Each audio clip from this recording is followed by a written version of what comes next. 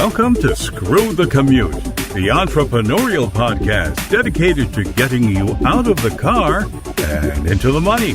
With your host, lifelong entrepreneur and multimillionaire, Tom Antion. Hey everybody, it's Tom here with episode 1082 of Screw the Commute podcast. We're here with Larry, the right-hand, left-hand, upside, downside guy that's got a million certifications and is my right-hand guy. And what happened to middle hand? Keep your middle hand to yourself, please. And we're going to talk about VPNs, virtual private networks today. And Larry's, I give him this kind of stuff because he's got more certifications than I have wallpaper in this big mansion of mine. So we'll have him on in a minute. Okay, let's see. Episode 1081 was superlatives. That's a copywriting technique of when you talk about your business, when you position your business, when you write about it, that sets you apart from your competitors. That's 1081. Anytime you want to get to a back episode, you go to screwthecommute.com/ and then the episode number. Superlatives was 1081. You'll hear some here in a minute, by the way. All right, pick up a copy of our automation ebook at screwthecommute.com/automate free. Version 3.0 is the most current. And check out my mentor program, greatinternetmarketingtraining.com, and my school, imtcva.org, the only, that's a superlative, licensed, dedicated internet and digital marketing school in the country, probably the world, certified to operate by SCHEV, the State Council on Higher Education in Virginia, but you don't have to be in Virginia because it's quality distance learning. Okie doke. So superlative there was only, and there's a whole bunch of them you can use no matter whether you have a big or small business or you're just starting. So check that out at episode 1081. All right, let's talk about VPNs. Larry's going to come on, and I'm going to turn him loose, and I'll jump in if we have any questions. So take it away, Larry. Okay, superlatively speaking, we're speaking about VPNs. Okay, so every so often, Tom and I will get together and do a podcast episode like this to bring you up to speed as to what current technology is and how you could take advantage of it to protect yourself, make you more secure, and so on and so on. Because in case you didn't realize it, our entire lives are really tied up in all this digital stuff. You may disagree with me on that, but think about it. If you have a smartphone anywhere near you, you are tied up in the digital world. So we need to make that as secure and as safe as possible for everyone. So let's start from the very beginning. What is a VPN? I'm sure you've heard this term because the ads are on the radio, the TV, everywhere you possibly go for all these different VPN companies telling you be more safe on the internet. This will make you secure, blah, blah, blah, blah, blah. So first thing is, generally, they are correct. This will make you more secure and safe on the internet. However, there are some caveats, and there are things that you can do to make yourself more secure even beyond this, but we're going to start with VPNs. So what is a VPN? VPN stands for Virtual Private Network, and it is exactly what it describes. It is you are creating a virtual private network that allows your computer to connect to the internet in a safe, secure manner that cannot be detected and eavesdropped on and everything else by other people. Let's just start there. So a little bit of technical information. What it does is it creates what's called a secure private tunnel. So imagine this. You're traveling down the road in your car and you're reaching the entrance to a tunnel. And you're going through this tunnel. This tunnel could be a mile long, let's say, just for argument's sake. Driving through at the speed limit and all this other stuff. Right. You're inside a tunnel. Nobody on the outside of that tunnel can see what you're doing or how you're driving or what car you have, unless they have cameras inside the tunnel. But I'm going to assume that they don't, because that's exactly how a VPN would be described. You're traveling through this tunnel. Nobody can see what's going on. Nobody can see who else is in your car. Nobody can even really tell anything about you.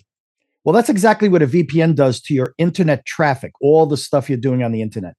It creates a private tunnel for you to traverse the internet, reach websites, download and interact with your email and all that other stuff. So how does this do this? A VPN will do something very simple and yet very complicated. It will encrypt or scramble, just like eggs, all of your data from one end, meaning your computer, to the other end, which could be, as I mentioned, another website, your email client, your email service, other things that you connect to on the internet, shopping, banking, and all that other stuff.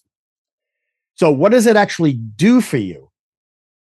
What a VPN will do is technically hide you from the internet. How does it do that? Well, it scrambles your data, number one, but it also hides your real location and your IP address from everywhere else. So I am sure at this point, just about all of us have heard about people having their IP address duplicated or being hacked, all this other stuff. It's not necessarily just the IP address. It's all the other things that go along with that. But a VPN hides all that stuff. It changes your IP address to something completely different. An example, for Super Bowl, there were plenty of people that wanted to watch it from around the world. And in many cases, they were not able to do so because they were doing it via the open internet. However, with a VPN, you can pretend to be anywhere on the planet. So if you're in a country halfway around the world and you needed to be in the United States, for example, to be able to watch either a football game or a baseball game or any other type of content, the VPN will make it look like you are in the United States, and it allows you to do that. And the reverse occurs. There are plenty of TV shows in the UK, for example, that many people here in the United States would like to view, but they can't because BBC has restricted their access to it because they're not in the UK. A VPN, however, can make it look like you are in the UK and therefore give you access to the content. But what we're talking about here is keeping you protected on the internet. So by doing that, it hides where you are, your real location, by the way, not just some virtual location. It hides your real location. It hides your real IP address. Anybody that's trying to sniff, quote unquote, sniff out who's using a particular router. I'll give you an example. Starbucks. Starbucks is always the example that's used when we're talking about technical stuff like this and how to protect yourself on the internet.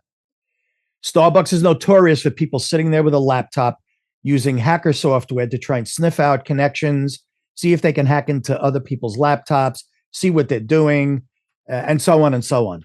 If you're using a VPN, with rare exception, I'm not going to say it's 100% because nothing is 100%, but with rare exception, you are completely invisible to these types of people because they won't know what they're reading. Your traffic is complete. It's like a big mash of scrambled eggs. There's no way to know what this stuff is, where you're going, where you're coming from, where you actually are. Like, for example, yeah, you could be in a Starbucks coffee shop, but your real location and IP address is hidden. So you could be anywhere. You could be on the moon. And that's not a joke. You could be on the moon because the delay time between the moon and Earth is only a second and a half. So you could be surfing, you could be checking websites, checking your email from the moon, and nobody would know that. How you got there, that's a totally different story, but they won't know where you are. So that's what makes it very, very important to do so. So why use this? Why? Very simple. Using the regular internet for banking, for sensitive transactions, for doing any type of stuff like that can be very risky, especially public Wi-Fi. Public Wi-Fi is still, even in 2026, is still considered the Wild West. And what do we talk about when we talk about public Wi-Fi? Coffee shops, airports, hotels, libraries. Although libraries are pretty good about security to a certain extent, but still, it can be a bit risky. Anywhere a mall has a Wi-Fi connection, waiting rooms in a doctor's office, and so on and so on. So anybody on that same network can potentially spy on your traffic.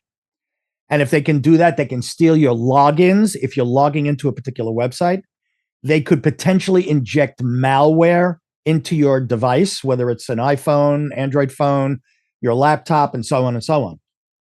And even password protected Wi-Fis, like when it comes up and you say you want to connect to this Wi-Fi, the Wi-Fi spot, you must enter a password. That doesn't mean you're secure.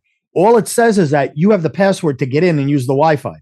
that does not protect you at all. It protects the Wi-Fi hotspot from people just randomly logging in because it requires a password.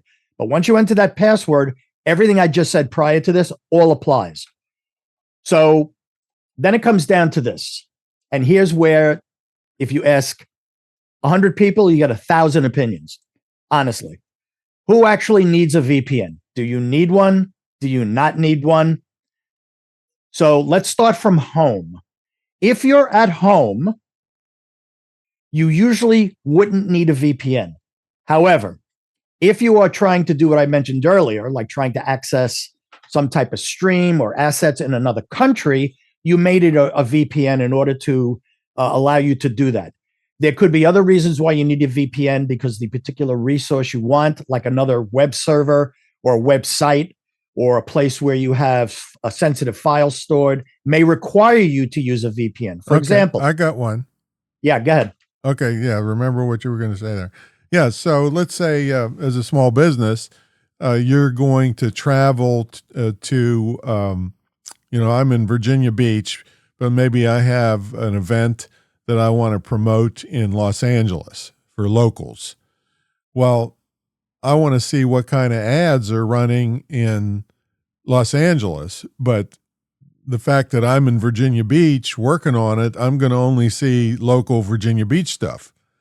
So I can tell a VPN, pretend I'm in Los Angeles, and then I'll start getting the ads and things and even see my own ads, how they would appear in Los Angeles. So from a business standpoint, that's one way you could use this. Also, to defeat bans, like I had people in students from China that are banned to go to do certain things. Well, the VPN helps them to defeat that. So they could reach me and reach stuff that they were supposed to be working on while they were in China. And then, Larry, just to clarify, it's okay to log on to Starbucks Wi-Fi, but then you use it to log on to your VPN, right? Yes, that is correct. So the way this works is, again, let's use Starbucks as the example because it really is the Uber example. Not to talk about Uber, but that's how it's connected. Yes, you would log into actually Starbucks. Some Starbucks require a password to get on their Wi-Fi. Others do not. But regardless of whether they do or not, what you would do is you would connect to their Wi-Fi. The very first thing you do is fire up your VPN app, client software, whatever you have on your laptop or your phone. And from that moment on, everything you do goes through the VPN.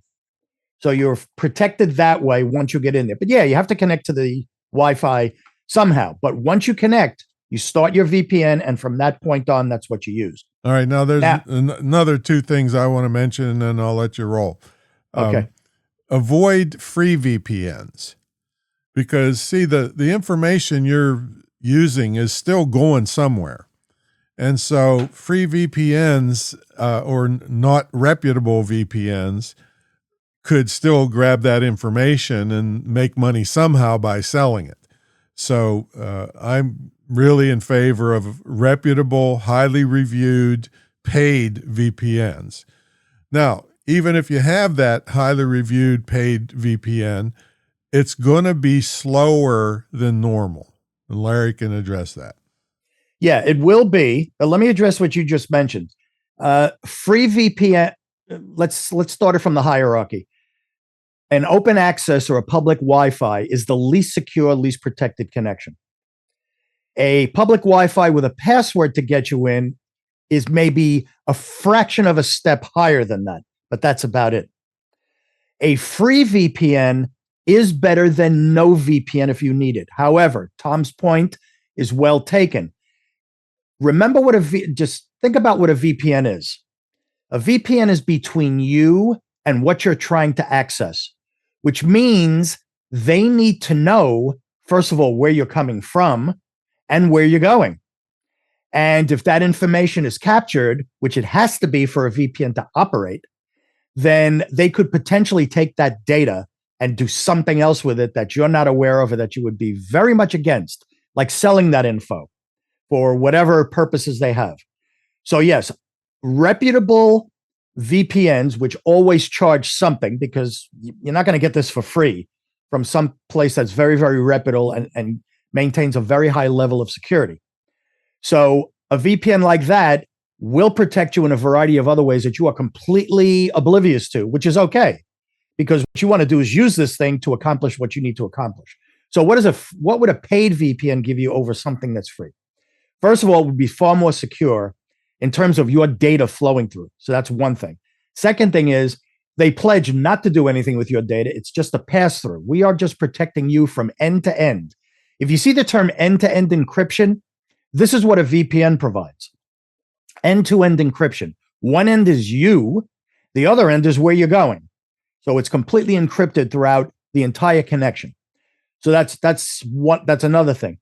The third thing is a VPN is a server or a bunch of servers that allow you to do this. Many servers keep logs of all the connections they get, the data that's transferred through it, where the beginning point is, meaning where you are, let's say in a Starbucks coffee shop, and where the end point is, meaning where you're trying to get to. They all keep logs like that. Very reputable, highly regarded VPNs would not have this information.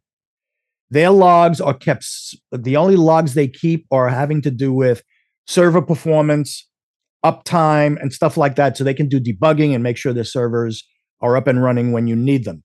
They will not keep track of all of your connections. They will not be able to reverse all of that and find out it's you, and so on and so on. So a really good VPN keeps you completely anonymous. Is it, and again, like I said before, is it 100%? No, it's 99.9999999%.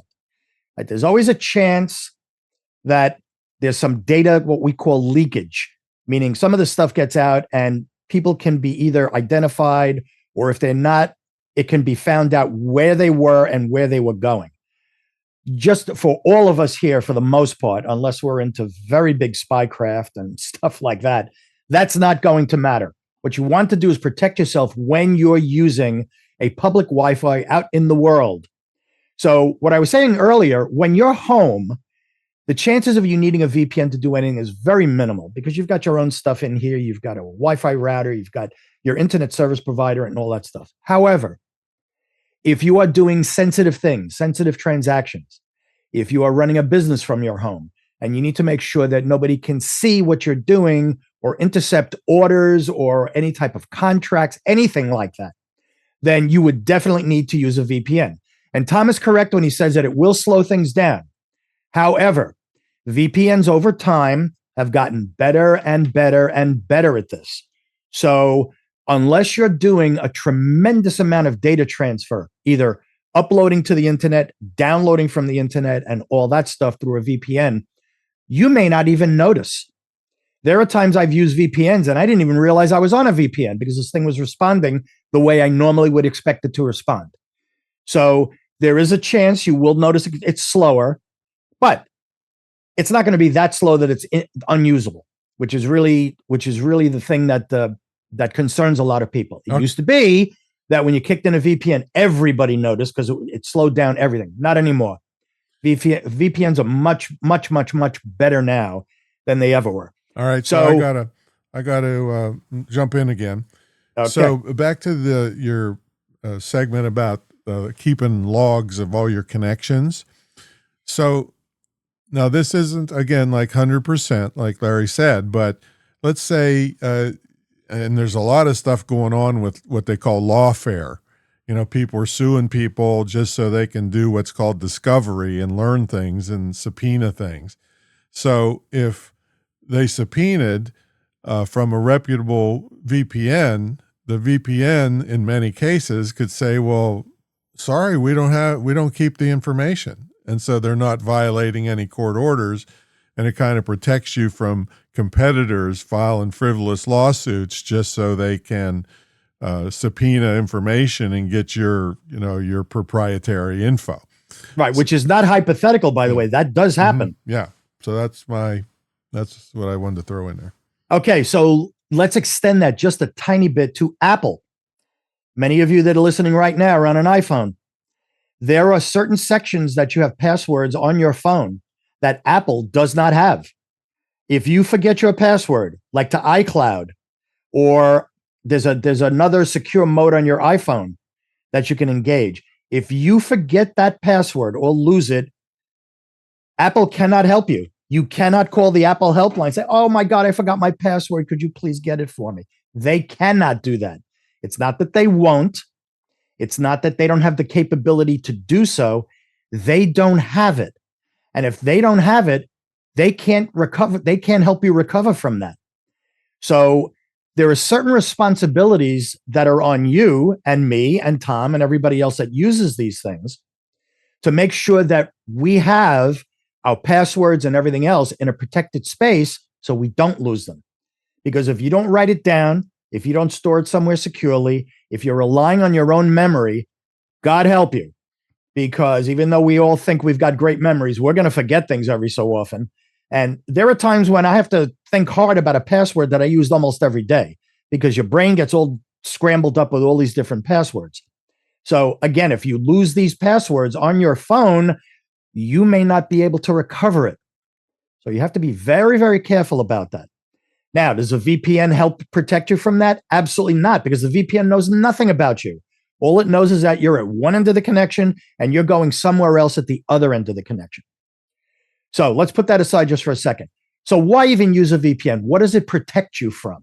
Because that's really the bottom line. People will ask me on a regular basis, all right, I understand about using a VPN, but so what? What is it protecting me from? What do I care? What do I have to worry about? All right. So here's what you have to think about. It will protect you from eavesdropping on a public Wi-Fi. Now you think, all right, eavesdropping, what are they possibly going to see? Well, here's how this works. Not too long ago, Facebook had a real problem with eavesdropping on public Wi-Fi. Why? Because people were in, again, Starbucks on their laptops, going through, looking at Facebook, going through their accounts, responding to people, posting stuff and all that stuff. There was a bug in Facebook that allowed somebody who eavesdropped on a public Wi-Fi to get your Facebook credentials without you typing them in, actually. It's because of all the stuff that flows back and forth between Facebook and you. And they were able to obtain those credentials, and they then were able to present themselves as you on Facebook. Now, I know a lot of people are really hooked on Facebook, and we use it a lot of times, almost daily for many of us. Imagine if one day you wake up and find out somebody hijacked you on Facebook. You would most likely wonder, what the heck is this? And then you might start to feel this big dread of panic because you realize that somebody got a hold of your account and is now pretending to be you. You never gave them your username and password. You never posted it on a sticky note and stuck it to your monitor where somebody could see it. You didn't broadcast it across your neighborhood on a megaphone, but yet here is somebody who most likely was in that same Starbucks that picked up on your Facebook credentials and is now you.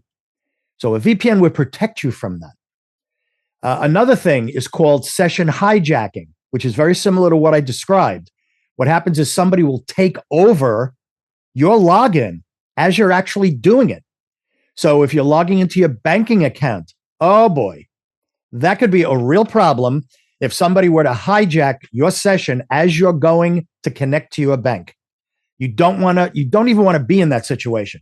That will cause you unbelievable nightmares and stomach and headaches that will take time to resolve. So you don't want to do that. The other thing is tracking, like your internet service provider can track and sell your browsing habits. This is well known. Any browser you use has all sorts of information on you. And as you transmit it across the internet, it goes through your internet service provider or your ISP. They can grab that data and do whatever they want with it. So if you use a VPN, though, it will stop that from happening because there's no way they can penetrate your VPN tunnel. Remember, I mentioned the word tunnel. They can't see into the tunnel to see what's going on. So they won't be able to do that. This also goes to what Tom said earlier about pretending to be in Los Angeles as opposed to Virginia Beach. It will protect you from forms of targeted ads and profiling. It can do that. Now, granted, the VPN is going to take you to a certain destination, but you might get targeted ads at that destination, not from where you are. So it will protect you from some forms of it, not all, but at least it won't know where you are. And one of the last things it will protect you from, which is all part of this list, is location-based tracking. What does that mean? When you're traveling, or even if you're going around in your local town, you can be getting notifications from local stores. I get this all the time from Google Maps. It still cracks me up when I see this. My wife and I will go out to a restaurant, and I'm going to say within 60 seconds of us sitting down, Google Maps will pop up. Hey, we see you're at such and such a restaurant. Want to see what people are eating? And I'm looking at my phone thinking, geez, come on. The least it could do is give me a recommendation, like what's good or not, but it just says, here's what people are eating. So that's location-based tracking. All right, so that's what a VPN protects you from. What does a VPN not protect you from? It will not make you anonymous. This is what I'm talking about is not anonymity. It will not make you anonymous. What it will do, though, is protect you from being identified, but it doesn't make you anonymous. It will not protect you from phishing emails. You know, the kind of emails that say, hey, this is from your billing department. I need your password or I need your account ID information in order to fulfill this invoice or whatever it happens to be. That's a phishing email. It won't protect you from that. That's up to your email provider. And a VPN will not stop you from clicking bad links. So what's my recommendation there? Don't click bad links. How do you know it's a bad link? Larry, how would I know it's a bad link? Well, you would know it's a bad link because if you got an email that said, hey, I'm so-and-so from the billing department, and you have this outstanding invoice for $147.33. Please click this link to resolve this issue and bring your account up to date. Now, if you have absolutely no idea where that email came from, if you have no idea what that amount is, and if you have no idea what the company is, you're about to click a bad link. Please don't do that. Don't. Because the amount of tears you will shed once you set that in motion, you'll be buying a lot more boxes of tissues, and which will drive the stock price up of like Kimberly-Clark and anybody else that makes that, and may make people money because you clicked the bad link. So don't do that. And if you are not sure if a link is bad, go to your browser, type in the web address of the company itself, and go there directly. Do not click a bad link. Don't click a link you don't trust. Now, for those of you on Android and iPhones, on an iPhone, this will work. I don't know if Androids will do exactly the same thing, but I'm almost sure they have this capability. If you press and hold the link that you're not sure of, what an iPhone will do is open up another window right in front of where your email is and show you where that link will go. And an Android, I'm almost positive Android has the same capability. But what this does is when it opens up that little window, that's a protected window. It's showing you where you're going to go if you actually click that bad link. And if it doesn't look at all familiar, or if it's got some weird stuff on it, get out of there as fast as you can. Delete that email. Don't ever look at it ever again. So that's bad links.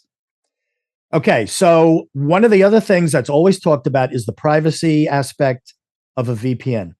So what happens if you log on to a public Wi-Fi? The expectation is privacy and trust is all with you, meaning you're trusting that public Wi-Fi is okay to use. You are trusting that when I'm going to a different website via the public Wi-Fi, that everything is safe and secure. So you're taking on that trust. That's your expectation of trust and privacy. Right? You're trusting your ISP, your internet service provider. If you use a VPN, you are now shifting that trust to the VPN provider, which with a reputable enough VPN provider, you paid for it, it's got an excellent reputation. That is a good thing to do. You are shifting trust because no logs, as I mentioned earlier, many of these do not keep logs. So they have a no logs policy. It doesn't matter what type of subpoena or whatever else they get. They just don't have them. So if they don't have them, they can't provide it to law enforcement or anybody else that wants it for that matter. And that's why the company's reputation matters. It matters a great deal. So as Tom mentioned earlier, free VPNs. Great to think, wow, this is free. This is terrific. However, they will inject ads into your data stream, meaning you'll see ads pop up to say, what is this? never saw this before. They will sell your data if they can get a hold of it. And they're not going to be the best for security because remember, it's a free VPN. They're not getting any revenue from you to make sure their security is good. So they're going to give you the minimal amount of security. And I'll give you a real life example. In my area, we have Optimum, which used to be Cablevision, which is now Altice. It's a huge communications conglomerate up here in the Northeast and actually along the whole Eastern Seaboard. And if you're an Optimum customer for internet access, every so often you're going to see in your browser ads injected that seem to appear to come from nowhere. Well, it's not nowhere. It's actually from your ISP. Your internet service provider is injecting ads for you to see that you did not request, that you had no idea what they are. You didn't call for them. You didn't sign up and check a box. Say, yeah, send me all these weird ads that I have nothing to do with. But that's what they do. So just be aware of that. This is why a VPN can be very, very helpful in things like that. Not only that, but these ads, they take up more of your bandwidth. You don't want that either. So those are the particular things that you need to keep in mind as you're going along and thinking, do I need a VPN? Do I not need a VPN? So here's a quick list when you should turn your VPN on. You ready? Here we go. Public Wi-Fi. That's absolutely 100% certain. That's the number one thing. Turn your VPN on if you're in a public Wi-Fi. Now, if you feel you don't need to do that at a public Wi-Fi, there are some people that are extremely resistant to doing this. Do not do banking. Do not do anything sensitive. Do not access personal accounts, email, all that other stuff on a public Wi-Fi if you're not willing to turn your VPN on. Just don't do it because you're asking for trouble and trouble will find you. Trouble always has a way of finding you. Okay, so that's one thing. So again, back to why and when you should turn it on. Public Wi-Fi, anytime you go to a hotel. Hotels are notorious for this. Please, please, please, whenever you go to a hotel, do not try and surf the web and do stuff like that without having some kind of protection. And VPN is the protection I'm talking about. Hotels are notorious for having very leaky, quote unquote, Wi-Fi systems. They're just not secure. They're not protected. They're there as a hotel guest convenience. And if you're a business person and you're traveling for business or you're doing sensitive stuff while you're away, it's not a convenience for you. It's something you need to do. VPNs are necessary. So hotels, and as an extension to that, Airbnb. Never, ever trust a Wi-Fi network at an Airbnb. Not to say there's anything wrong with it. Not to say the people that are renting you the Airbnb are not trustworthy. You just can't trust it because you have no idea what went into it. You have no idea what's on the other side of that. So don't trust it. Airports, same thing. I would think airports would be a little bit more secure, but you can never tell. You can never tell. Same thing with airplanes. Airplanes that had Wi-Fi, let's say a year ago, 2 years ago, and going backwards in time, those weren't really secure either. And they were kind of spotty and that kind of thing. However, airlines now, more and more of them are using Starlink or something equivalent to that for Wi-Fi access. That is a much more secure way of doing Wi-Fi on an airplane. Do you need a VPN on that? I would certainly use it anyway. Because again, unless you built it, unless you understand exactly how the Wi-Fi networks work on an airplane, there's not 100% trust. So always turn it on anyway. If you're in a shared office space, there's plenty of these around where you can rent office space, you can share it, you can do co-sharing with other companies and stuff. And again, unless you've built that Wi-Fi system, you cannot 100% trust it. So a VPN would be a good thing to use into something like this. Now, so anytime you log into email, access your bank or financial sites, anything, brokerage firms, you're doing stock trading, you're accessing your bank account where your checking account is, all that stuff. Anytime those, and also anytime you're entering passwords to get to these sites, use a VPN. You are really testing fate if you don't. Now, is it going to happen every time you do it? Are you going to be able to do this and get away with it? Yeah, you can. So I want to be realistic here. You probably will get away with it and it won't be a big deal. However, there's plenty of stories of people out there that did take that risk and they got caught, and now their life was turned upside down because they had to do all sorts of crazy things to get their accounts back, to be able to get the money back if money was taken, and so on and so on. Don't get yourself in that situation. And one of the things to keep in mind, unless you've turned this setting off on your phones, on your tablets, on your laptops, most times it's set to auto connect to an unknown Wi-Fi if there are no other options available.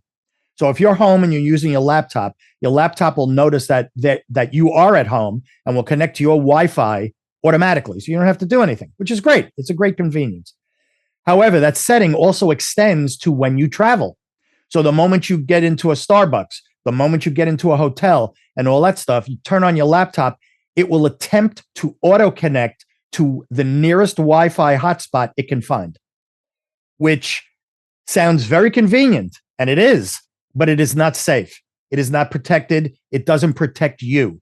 So you need to be aware of that and make sure it does not do that when you reach your destination.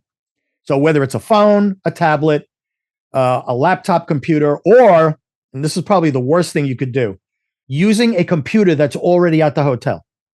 A lot of rooms come with desktop computers that have open access and all this other stuff.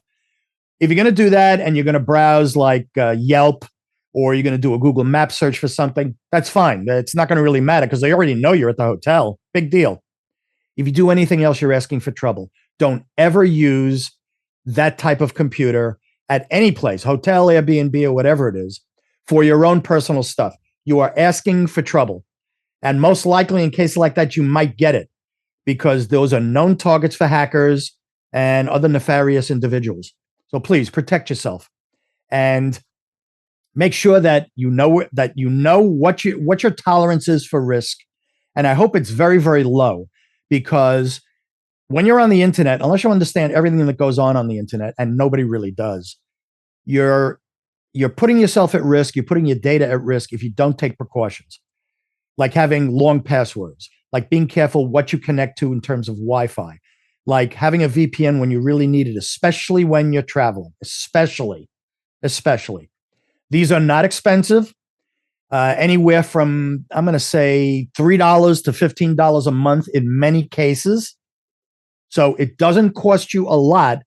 In fact, $3 to $15. That's about the price of a range of Starbucks coffee. So for the price of a cup of coffee, you probably would be able to pay for a monthly VPN usage every month.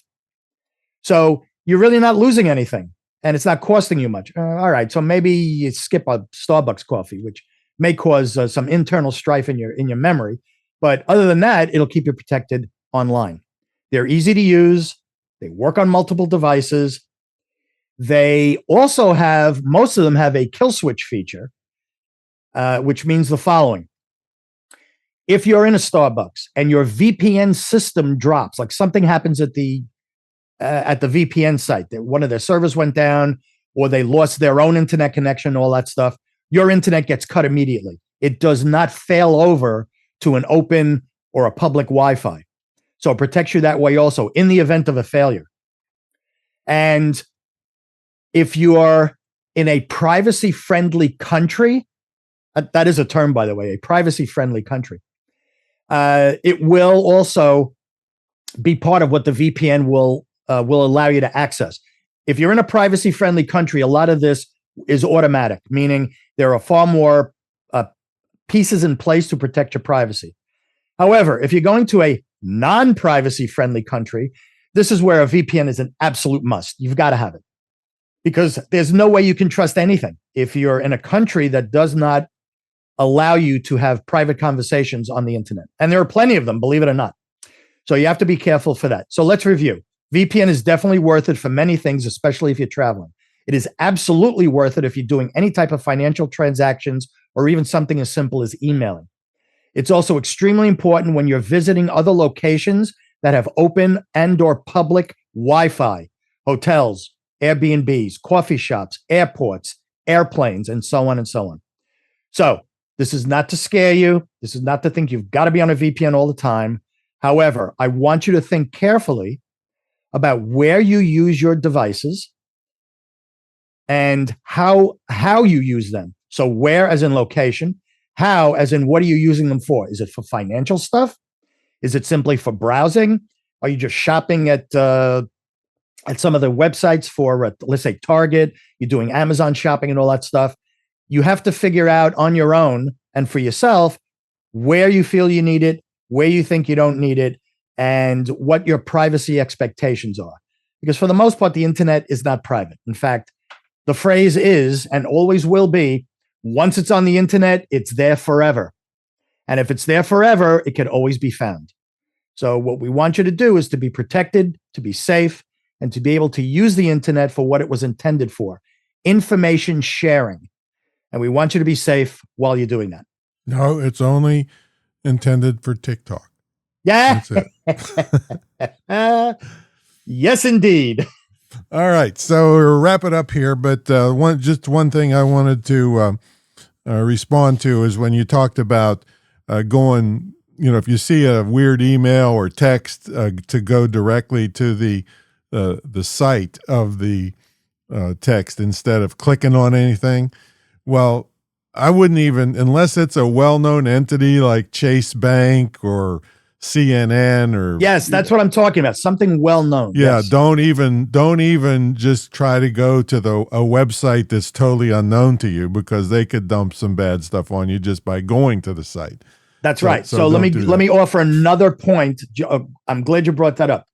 So if you're on your desktop, for example, and on laptops, this will work too. If you see a link that just doesn't look familiar to you and you want to see what's underneath that without having to click or tap anything, just take your mouse cursor and hover over the link. Don't click anything, just hover. Depending on the browser, it will either show you in the lower right corner or the lower left corner what that link will take you to. Again, don't click on anything, just hover your mouse cursor over the link. And so let me use Tom's example of Chase.